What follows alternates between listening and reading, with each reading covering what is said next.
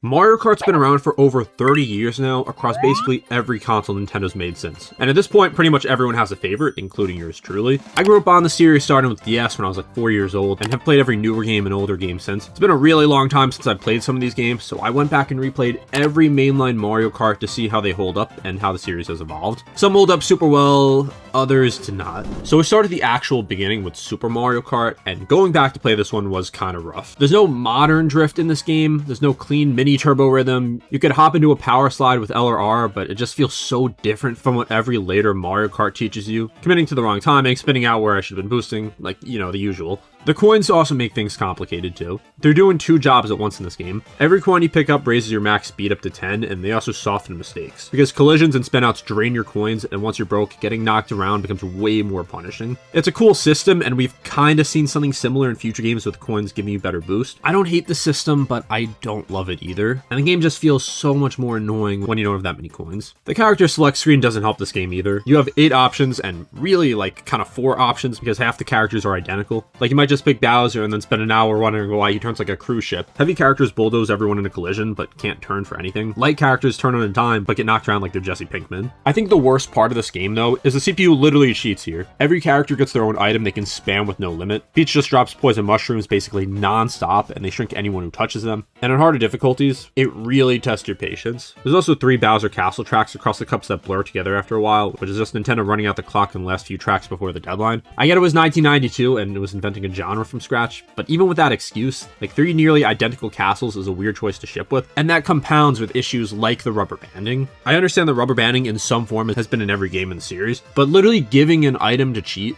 just feels completely unfair and just demotivates me to play. I have to give the game its credit though. Rainbow Road's been in every game and it started here. It has great music for an SNES game, and the core of this game hasn't changed. However, I really just would not recommend going back to this game outside of just being curious, because it just doesn't feel good to play. Everything is limited here, from the mechanics, the tracks, the characters. The driving feels very stiff. I know I might get hate for saying that, but I just really don't care to go back to this game. Then of course, after Super Mario Kart, we got Mario Kart 64, and a lot of people started the series here. Going back to it because I hadn't played this game for years, the first thing I noticed was that even though this game is an improvement on Super Mario Kart, it still feels extremely stiff. Drifts are here for real this time, but charging a mini turbo means working the stick mid-slide until the smoke changes color, and if you commit to a bad angle, there's barely any room to fix it. You either get it or you don't, and you just end up like slamming into a wall or something. It's also worse on tighter tracks too. Koopa Troopa Beach has these sharp little corners. Moo Moo Farm has basically nothing but turns. And on either of those, the controls become a real problem instead of just being annoying, because you don't get room to recover from a bad entry the way you do somewhere wide open like Royal Raceway, for example. And then Warrior Stadium is its own thing entirely. There's a huge jump on it, clearly meant to be a fun set piece, but the physics here just don't make it feel that good. And to be clear, I'm not saying old games can't hold up, because plenty of stuff on this list still plays great decades later. This one specifically just doesn't, and pretending nostalgia smooths that over would be lying to you. It looks rough now too, and not the fun retro way like Super Mario Kart. Like something like Fraught by Snowland is just this huge flat sheet of white that dissolves into fog like 50 feet out. No crowd, barely any scenery, and just doing time trial alone on it with nobody else feels like a liminal space. Sherbet Land pretty much does the same thing, just the same horizon, same fog wall closing the world off a short distance ahead. Something like Banshee Boardwalk goes the other way, like where it's trying to be spooky on purpose. So the whole game kind of just like blurs into like this very liminal feel because of the render distance and the very little details on the tracks. Also not too much content here. Don't have many characters, don't have that many tracks, just 4 cups. There's no mission mode, there's no extra challenges, not even a real reward system worth chasing. DS gave you a whole campaign almost a decade later. Nintendo clearly will learn to do more in the future, but this was only the second game in the series. However, I can excuse some of the clunkiness of this gameplay because the multiplayer here is actually fun.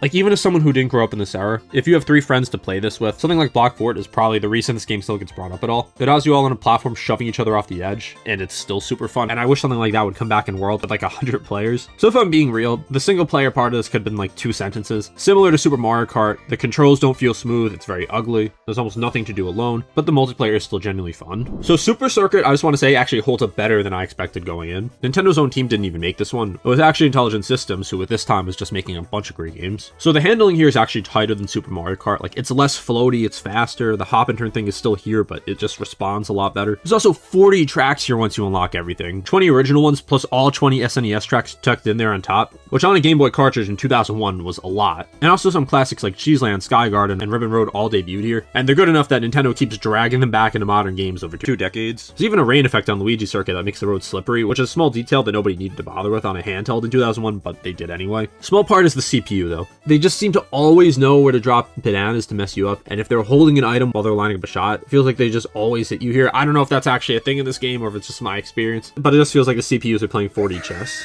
The multiplayer here is a big letdown though, and it's kind of a shame because everything else here, from the metal of the carts to the gears, is just so solid. But of course, being a GBA game, it wasn't exactly easy to do multiplayer. At least Switch Online at least makes it a lot more accessible. Is there a reason to go back to this game? I would say not that much if you don't have any nostalgia attached to this game, or if you don't care about the history of the series, but definitely a big step up from Super Mario Kart. Although I will say I still enjoyed Mario Kart 64 more. It's still very limited by the hardware it's on, and kind of just feels like a souped up Super Mario Kart, if that makes sense. Double Dash's whole gimmick is 2 characters per cart, one driving, one on items, and you can swap whenever. So I didn't even own a copy of this until recently. I'd only played it at a friend's house at some events, but because of that, I hadn't played it for years, but finally got a copy that I paid nearly as much as Mario Kart World for. I was actually pretty surprised. This is the first Mario Kart game that really has a gimmick, and I really do like it here. The second seat matters because you're firing shells backwards while your partner handles the road, and it's just a neat idea. And that also really ties into the multiplayer here, because there's a whole mode where 2 separate players can share one single cart and each one controls a character. Like, you think of Mario Kart is just getting mad at your friends, and then you have this where you actually have to work together. Like, who would have thought? You could also put any 2 characters together however you want, and whoever you pick determines which special items you have access to. Mario and Luigi split a fireball into 5 pieces and burn anyone they touch. Peach and Daisy get a pair of hearts that physically orbit them and eat the first item that hits them. Bowser and Bowser Jr., because of course they do, just get a giant spike shell and bulldoze straight through the field. Mix characters from different pairs and you get access to both their special items, so there actually is some strategy here to the character selection. Now, handling did take some getting used to. It's heavier than 64 and it's almost kind of tank-like. Like, the carts just know they're hauling a second passenger because, I mean, they are. It takes about an hour fighting the weight of it before it clicks, but once it does, the skill ceiling actually gets pretty higher here. Whether it's through snaking, changing mini turbos back to back on a straightaway, it's actually higher than I expected from a game this old, because there's one Mario Kart specifically where I really think of this. But it feels like even though it's not as smooth as a modern Mario Kart, unlike the games that came before it, where I think there's a ceiling of how good it feels, after you play Double Dash for a little bit, it actually really starts to click. Now, how about the tracks here? There's some that became famous here, like Baby Park, which is famously more than 3 tracks, which is not common in the series. It's also super crammed, especially with 16 racers in 8 carts. However, there is a drawback here. There's only 16 tracks in this game, which is a step down. Like, there were older Mario Karts with more tracks than this. Now, this is the first time in the series where the tracks actually look super detailed. Like, even all these years later, you're not going to have all the textures and the fidelity of modern Mario Kart tracks, but this detail here, it doesn't look like a big piece of plastic like Mario Kart 64, for example. So Nintendo's never brought the 2-driver thing back in over 20 years, and honestly, I don't get why. My actual guess is it's just expensive to build and balance the many character item combinations for a feature this niche, which probably just isn't worth it for them. But going through this whole list, it's one of the few things I wish would come back. Because there was one other thing I haven't mentioned yet that has come back and has seemed to become a series staple again, and that's having 2 item boxes. So yes, I talked about the special items, but the ability to hold 2 items at once. So after this game, this went dormant until Mario Kart 8 Deluxe, and now it's back in Worlds. So I think it's safe to say that this is now a staple of the series. Overall, I think Double Dash is a really fun game. Definitely limited in tracks. It definitely takes some getting used to. But if this came to Switch Online, I think it would definitely be worth playing. Now, for the price I paid for this game, I think you're better going with something like Mario Kart 8 Deluxe, plus the DLC for the same price. But you know what? This held up surprisingly well. So now, before I get to the game that started it all for me, I just want to talk about the arcade machines for a little bit. So in all honesty, I didn't replay them for this video. I didn't go to an arcade for this, but there's been a few Mario Kart arcade cabinets. None of them have ever come to a home console, and I mean, it makes sense why. They're these just big machines where you have a gas pedal, you have a brake, you have a big steering wheel. Pac-Man's a playable racer in these. There's a camera built into the cabinet that snaps your photo and pastes it onto your little cart overlay. My own experience with these, as someone who's played it throughout my life, is that they're arcade Mario Kart games. I understand why they're not on home consoles, because they're very limited. There's not many tracks, not that much music. The racing kind of feels floaty. And in an arcade and a big machine, it doesn't matter. You're not trying to play through a whole Grand Prix or something. It's something you play when you're in like Chuck E. Cheese or Dave & Buster's. But you know what? If you want this in your house for whatever reason, here's the price tag.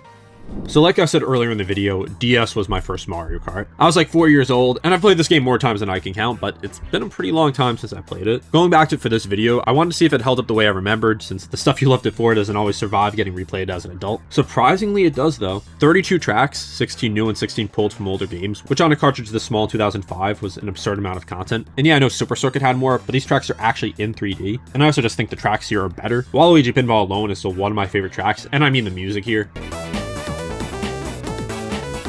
I've always loved the DS sound chip. I just like how metallic the songs sound here. And this game is actually incredibly skill-based. I remember one time when I was in high school, and a few kids I knew went through a phase where they'd be trying to do like time trials in Mario Kart DS and do like the speedrun strats to get the best possible time. And I tried to do it, and I just was not good at the game. But anyway, we'll get more to that in a little bit. Something that was in this game and that just hasn't been seen since is a mission mode. It's a full campaign of driving challenges and boss battles, and no other mainline game has bothered to bring that back since. And replaying it, I don't understand why. It's not a 10 out of 10 campaign with a gripping story or anything, but it gave the game an entire extra mode of content that every later entry just decided wasn't worth doing again. And then you have your standard battle modes, which have some really funny tracks like this one that's literally just on a DS, and I think it's super fun here, and I think the tracks are a big part of it. The online side of this is where I'm kind of torn though. This was the first Mario Kart with real online play, racing strangers from a handheld, which at the time was crazy, but it also was infamous for snaking, which is the rapid mini turbo technique that turned casual online races into just sweatfest if you didn't already know how to do it. And I'm split on that one. I like that the skill ceiling exists. The better players can express that skill through something beyond just item luck. I also don't need every race to feel like I wandered into a tournament by accident. The rubber band AI is everywhere else, but none of that really bothers me the same way it does in some older games. However, I didn't play this game online much, and the online on the DS in the mid-2000s was less than stellar. But even the single player experience, or the local multiplayer, which is I played a lot, where you could play wirelessly for the first time against other people, it's still incredibly fun to play. Now, is nostalgia part of this? Sure, you can never really fully ditch nostalgia, and it's hard to ignore how pixely the graphics look here, but it's a big step up from 64. It has more tracks than most of the games in the series at this point, and the tracks just feel varied. It's not a 2D game, so there's a lot more depth here than Super Circuit or Super Mario Kart, but it expands on the previous games in the series. And also, it doesn't feel as frustrating as some other games in the series. Like, yes, there's a very high skill ceiling, but you can also get good at this game without needing to be a sweat, if that makes sense. So if you don't have any nostalgia for this game, would I recommend you play it? I would say definitely give it a try, but I can understand someone going back to this and not thinking it's the best thing. Now, for the other Mario Kart game I grew up with, I got Mario Kart Wii in 2008 with my Wii, and it's probably the single most played game of my entire childhood. Like either that or Mario Party 8. Whether I was at home, at friend's house, wherever there was a copy of this game, I played it. And the thing about Mario Kart Wii is it was extremely accessible because there wasn't traditional controls for it. Of course, being a Wii game, you use motion controls. You could use the Wii wheel, which didn't actually do anything but was fun to use. And that's how I played Mario Kart for a very long time. Like, you could have never played a Mario Kart game before, and you could play this because the only controls you needed to know were tilt the controller, press 2 to drive, and where to aim an item. It also bumped the race count up from 12 to 8, added bikes for the first time with wheelies and inside drifting that hardcore players of course took advantage of. And this game ended up selling over 37 million copies. The best-selling Mario Kart for years before Deluxe came along. It's also complete chaos if I'm being real. Blue shell spam at 12 racers hits differently than it does at 8, but it's not even close to being the worst in the series at this point. Certain bikes and character combos were just flat out better than everything else. If you played as Funky Kong on a bike and online, you're basically like Buzz Lightyear staring at all the other Buzz Lightyears because that's what everyone did. And the online for this game is still so beloved that there's still unofficial servers you can play on nowadays. But if you're not playing in a tournament or a sweaty online lobby, playing this casually where most people don't know the strats is still incredibly fun. I don't really know how to describe it, but the racing just feels good here. The game doesn't feel overly luck-based for being a Mario Kart game. There's a lot of great track variety here, stuff like Wario's Gold Mine, DK Summit, Mushroom Gorge is a personal favorite of mine. It feels like there's more ideas being tested out in these different tracks. There's also a big bump in the character roster size here, and it makes sense considering that this went to 12 players. Personally, I think 12 players was the perfect amount for a Mario Kart game, because it feels more rewarding to win than the 8-player games, and it's not as chaotic as 24 players. And also, I want to briefly mention the art style of this game, because it definitely looks weird. Like, it does kind of look very shiny, and it's kind of an odd aesthetic, but I grew up with it, and I'm used to it, but definitely worth noting. Overall, I think this is an incredible Mario Kart game. Yes, future games would have more content, but just the pure driving in this, I don't even know how to describe as someone who's not a competitive Mario Kart player, but it just feels really good, and I honestly can't recommend this enough. So after Mario Kart Wii, the next one we got was Mario Kart 7, and it did introduce some stuff. It added gliding and underwater driving, two completely new ways to move through a track, and then somehow forgot a basic first mode against the CPU. No mission mode either, which I mean, I could criticize all the other games that came after DS for this, but there's other new ideas here. Something like Woohoo Loop and new section Rainbow Road split across planets instead of one long track are super inventive ways to use a gliding mechanic. You also get kart customization here, swapping bodies, tires, gliders to change your stats, and it gave this game a lot more strategy than the earlier games just didn't have. And then there's the roster, where Honey Queen from Super Mario Galaxy made the cut, and Waluigi somehow didn't. Like, there were legitimately people very angry at the time for this. I feel like 7 is a good game, and it's one I kind of have less things to say about for whatever reason. Just feels like it forgot a few obvious things. And if we compare it to the DS version, I think it's interesting. I think Mario Kart DS probably has a higher skill ceiling, but I think DS has a better battle mode, the better single player. I think the drifting is better in Mario Kart DS. I do like the tracks here, and I like the new ideas, but I just felt like the DS track selection was better. But Mario Kart 7 is also far from bad. Personally, I enjoyed Mario Kart DS a little more, but I think there's things to love about both games, and they're very different experiences that are both worth playing. And now on to to Mario Kart 8, and it's actually the one that made me a Luigi main. So for whatever reason, I got a Luigi wheel with this, and then I decided to just play as Luigi, and 12 years later, I'm still playing as Luigi. Like, I know it's basic, but I actually used to be a Mario main before this. But anyway, this is probably the best feeling Mario Kart Nintendo ever made. So it takes some of the things from Mario Kart 7, like the gliders and underwater sections, and also adds an anti-gravity that let tracks send you driving up walls and across ceilings, bumping other racers while you're upside down for a speed boost. And DLC eventually pulled in crossover tracks like from F-Zero and Zelda and Animal Crossing. I think the one thing that they completely whiffed on was the battle mode, which just took normal racetracks and called them arenas. So you spend half the match hunting for one other racer across a track built for 12 people. Just such a baffling decision for a game this polished everywhere else. Like, the team just ran out of time. So the track selection here is ridiculous, especially with the DLC, and it only got more ridiculous with 8 Deluxe, but we'll get to that. Including the DLC, there's 48 tracks here, and they actually feel different. It's not like you have 10 tracks that feel exactly the same. They also look incredible here. Like Mario Kart Wii before this looked fine, I guess, if you don't mind the shiny art style, but there was just so much detail added here, and also the music. This is the best original music in the series. I really love the jazzy big band feel. But of course, that's only one part of Mario Kart. The actual driving here, I feel like, is a great balance between being skill-based and also not being so skill-based, like something like DS, where it can get annoying. Like, you can play online lobbies here and not be a Mario Kart master and still win. But it also doesn't feel like it's super chaotic to the point where luck is going to decide most matches. And this game also introduced 200cc, which was a big thing when it released. I don't know if any of you remember watching the Nintendo World Championships, which was actually my first video, but part of that in 2015 was actually playing Mario Kart 8 200cc, and it was just crazy to see how much faster the game can be. But besides that, the karts handle so well here. Like, it doesn't feel clunky at all. It feels super smooth. Getting a speed boost after doing a flip feels the best it ever has here. And not gonna lie, before this video, before I replayed all these games, I had Mario Kart Wii as my favorite, and in some ways it is my favorite, because I can never truly get rid of the nostalgia attached to this game. But I think if you're going into these games blind, if you hadn't played a Mario Kart game before, I think you might like Mario Kart 8 more than Mario Kart Wii, just because of the additional content and all the other improvements that were made. So I'll leave that to you to decide which one you think is better.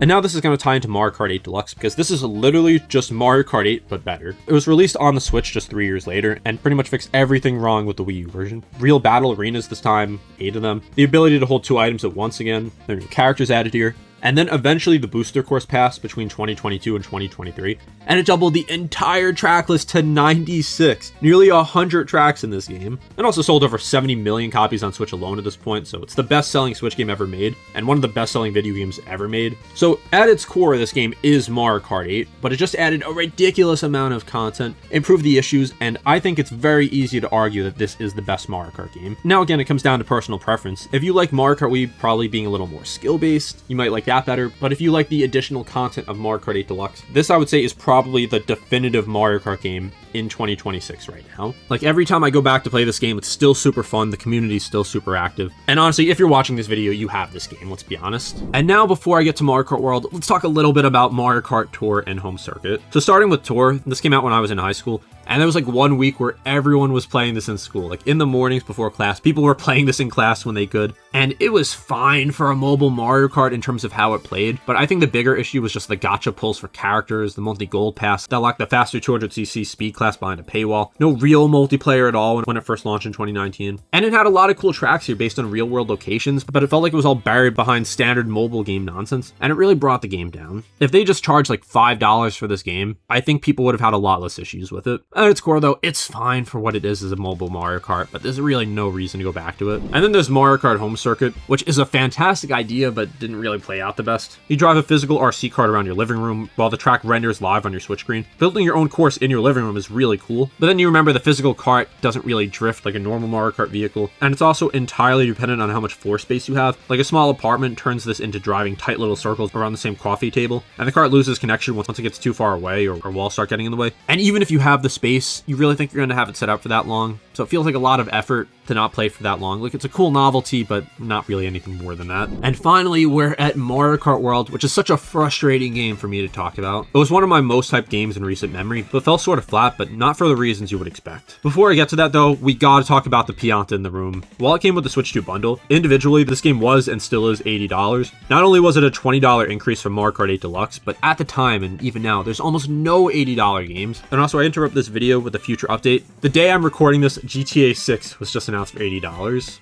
At least base games, I should say. It's not like the $80 price tag was for a season pass with extra content or anything. That was just the normal cost, and people went livid over this. Nintendo's always gotten criticisms for their pricing, but this was basically like the big bang of Nintendo hate, because since then, the rhetoric on Nintendo has become increasingly more negative. But anyway, how about the actual game itself? Was it worth the $80? I don't know. Are you subscribed to me? That's probably the same answer, but we can change that. It's not a question of the actual mechanics or the work that went into this game, because the moment-to-moment gameplay is probably the best in the series. The driving feels really good, and you can now ride on rails and walls and do all these different tricks, but it's the actual game around it that misses the mark for me. Not to say it's a bad game, not at all, but I just have so many issues with it. For starters, the big selling point of World was that for the first time in the series, it would have a big open sandbox, sort of like the Forza Horizon series. Yeah, it's an open world and looks cool, but what's actually here? Some P-switches, some costumes to find that are all random. There's no story mode, there's no challenges besides the P-switches. There's not any online mode that really takes advantage of it. It's just kind of there to say, look, we have an open world. You just explore it in free roam, but for the most part, it's just kind of there in the background and you still race normally, which is fine, that's not the issue. It's that no mode really takes advantage of it. In fact, World doesn't even really take advantage of potential new modes. You have Grand Prix, Verse, Time Trials, Battle, and the new one that I was most excited for, Knockout Tour. I've always loved the concept of Battle Royale in video games. It's just satisfying to start with a large amount of players and outlast everyone else. So sign me up for that in Mario Kart. You start with 24 players, and at each checkpoint, the bottom 4 racers get cut until only the final group is left. It's fun, but there's one massive blue-colored issue: luck. Mario Kart has always had luck involved. It's not meant to be an esport with all the RNG of items and getting hit, but there's always been skill integrated into the games. Like, the better player will still win more than worse players, but in the Knockout Tour, it just feels like an RNG fest. There's 24 racers here instead of the standard 12, and that goes for Grand Prix as well. Makes sense with the open worlds to double the player count, but the issue is that it's just hard to really create open space. For the most part, especially for the first 4 rounds, everyone is going to be so bunched up that if you get hit with one item, it doesn't matter if you're in first, that can legitimately send you back 23 spots in less than 2 seconds. Not that you did anything wrong, but blue shells are as common here as Pokemon fans who can't handle opinions. You get spammed left and right with them if you're in first, and this goes for the normal Grand Prix too. You have ways to dodge it, but you have to have the right items, which you won't always get. Can't tell you how many times I've been in first nearing the finish line, and then I just get hit with a barrage of items to bring me into last faster than I can say, can we turn item boxes off? This is of course a staple of Mario Kart where you get hit right before the finish line, but happens way more here with the additional players all in a tight space. And the reason the space is so tight is because the game artificially rubber bands everyone. If you're in the back of the pack, you can almost guarantee you'll get an OP item like a bullet bill or a gold mushroom. The game tries to make sure no one is ever out of it. It's become a strategy to just sit towards the back and get good items, so you don't have to worry about as many items knowing the game will reward you anyway.